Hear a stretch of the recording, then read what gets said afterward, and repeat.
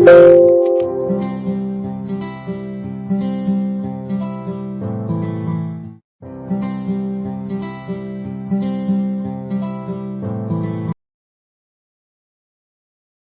Everyone, welcome to la study.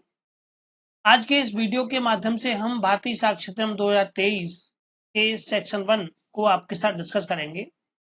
तो students, आप अगर चैनल को पहली बार विजिट करें तो आप चैनल को सब्सक्राइब करें, उसके पास बने बेल आइकन बटन को प्रेस करें जिससे कि सभी वीडियोज की नोटिफिकेशन आपको मिल सके। वीडियो आपको पसंद आता है आप इसे लाइक करें तथा अपने मित्रों के साथ शेयर करना ना भूलें। हमारे टेलीग्राम चैनल ला स्टडी एजुकेशन तथा ला स्टडी डिस्कशन, जिनके लिंक वीडियो के डिस्क्रिप्शन में दिए गए हैं, आप ज्वाइन करें। हमारी एप्लीकेशन ला स्टडी, जिसका इंटरफेस कुछ इस तरह का बना हुआ है, इस एप्लीकेशन का लिंक भी आपको डिस्क्रिप्शन में दिया गया है। यहाँ आप फ्री एवं पेड दोनों प्रकार की टेस्ट सीरीज तथा बुक्स का लाभ उठा सकते हैं। फेसबुक पेज ला स्टडी 123 तथा इंस्टाग्राम पर भी आप मुझे फॉलो करें। आज के इस वीडियो के माध्यम से हम भारतीय साक्षर अधिनियम 2023 के सेक्शन 1 को आपके साथ डिस्कस करने वाले हैं। भारतीय साक्षर अधिनियम 2023 के साथ साथ अन्य 2 अधिनियम भी भारत सरकार के द्वारा लागू किए गए थे। 2024 में इन अधिनियमों को पूर्ण रूप से प्रवर्तित किया गया। इन अधिनियमों पर जो कार्रवाई थी वो काफी लंबे समय से चल रही थी, जो कि 2023 में ये कंप्लीट हुई। लोकसभा, राज्यसभा, राष्ट्रपति के द्वारा जो प्रक्रियात्मक जो दौर रहता है, उनको पास किए जाने का जो दौर रहता है वो कंप्लीट हुआ और अंततः लास्ट में 1 जुलाई 2024 से ये अधिनियम लागू कर दिए गए। क्योंकि जो पुराने अधिनियम थे वो काफी पुराने, या कह लीजिए या फिर अंग्रेजों के समय के बने हुए थे। आज के अपराध और पूर्व के समय के अपराधों में काफी अंतर आ चुका था। आज इंटरनेट का जमाना है और अपराधों के जो किए जाने की प्रकृति है वो काफी मॉडिफाइड हो गई है। सबूत के तौर पर व्यक्ति उनको मिटाने का पूरा प्रयास करता है। नए नए तरीके से अपराध किए जाने की प्रक्रिया अपनाई जाती है, जिनका प्रावधान इन पुराने अधिनियमों में नहीं था। नए इस अधिनियम में साक्ष्य से संबंधित कुछ नई प्रक्रिया को भी जोड़ा गया है। न्यायालय में कार्रवाई को सुचारू रूप से चलाए जाने के लिए साक्ष्य अधिनियम में भी कुछ परिवर्तन किए गए हैं, जिसके साथ साथ भारतीय न्याय संहिता, भारतीय नागरिक सुरक्षा संहिता, इन दोनों अधिनियमों के साथ साथ इस भारतीय साक्ष्य अधिनियम में परिवर्तन करते हुए न्यायिक प्रणाली को सुचारू रूप से एक सही दिशा में कार्य करने की दिशा में ले जाए जाने के लिए ये अधिनियम भारत सरकार के द्वारा प्रवर्तित किए गए हैं। आज हम इसके सेक्शन 1 को आपके साथ डिस्कस करने वाले हैं। काफी सारांश रूप में, शॉर्ट रूप में हम इसको समझने का प्रयास करेंगे। भारतीय साक्ष्य अधिनियम 2023 ये कहलाता है। इसमें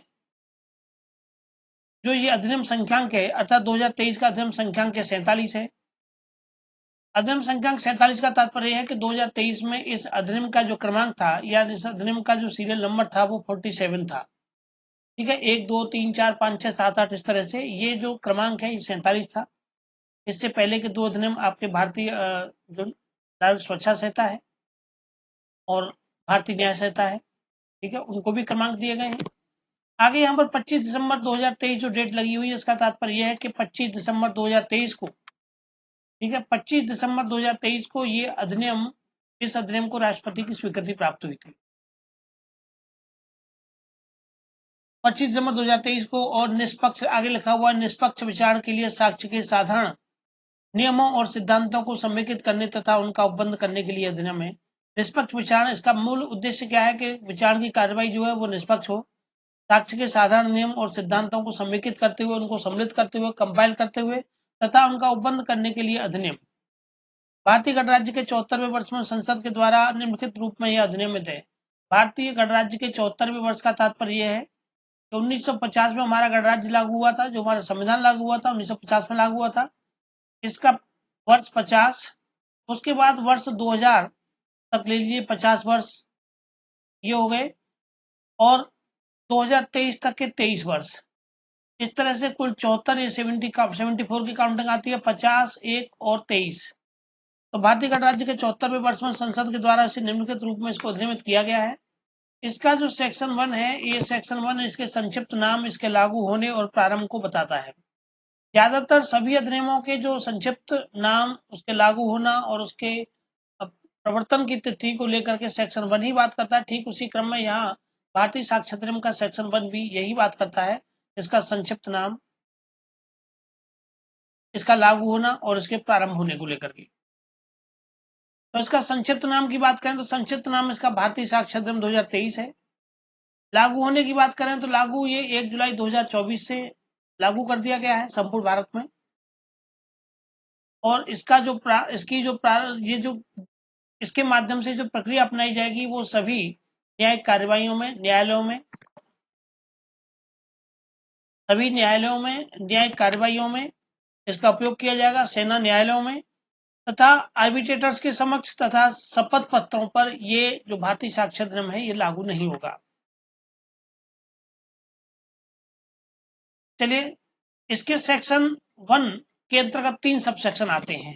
ठीक है, इसके सेक्शन 1 के अंतर्गत 3 सब सेक्शन है।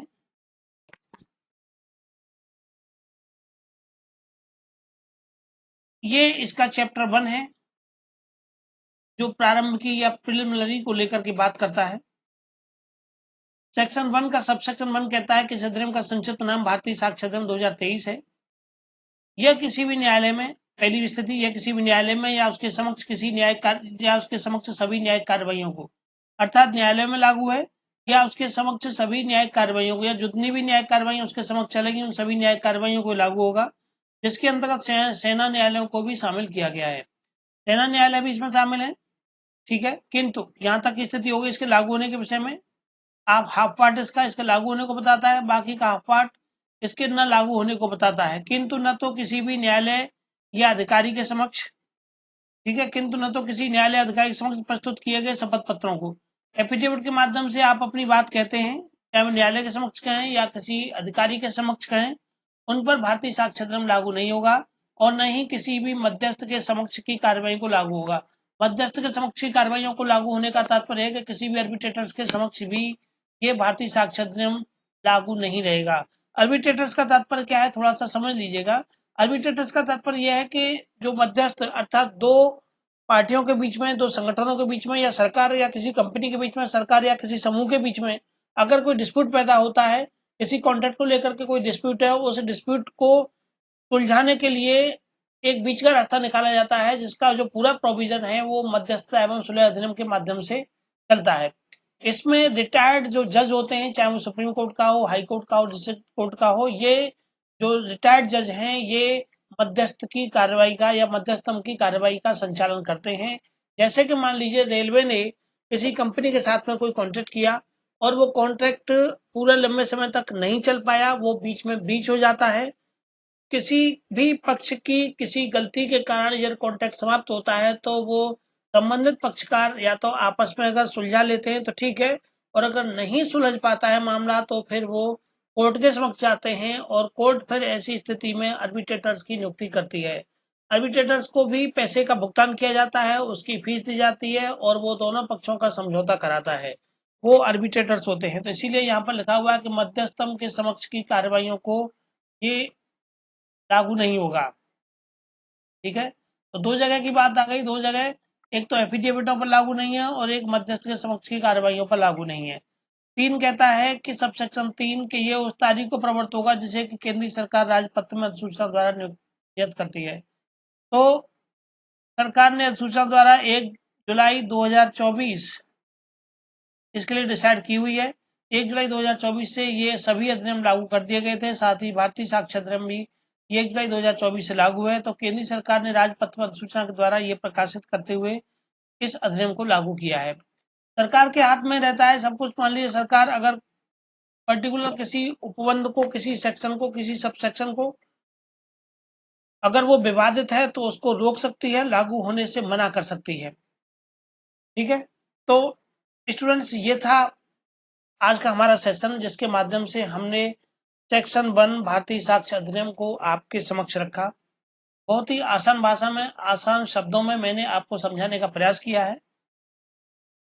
मैं आशा करता हूं कि आपको ये सेक्शन बहुत आसानी से समझ में आया होगा।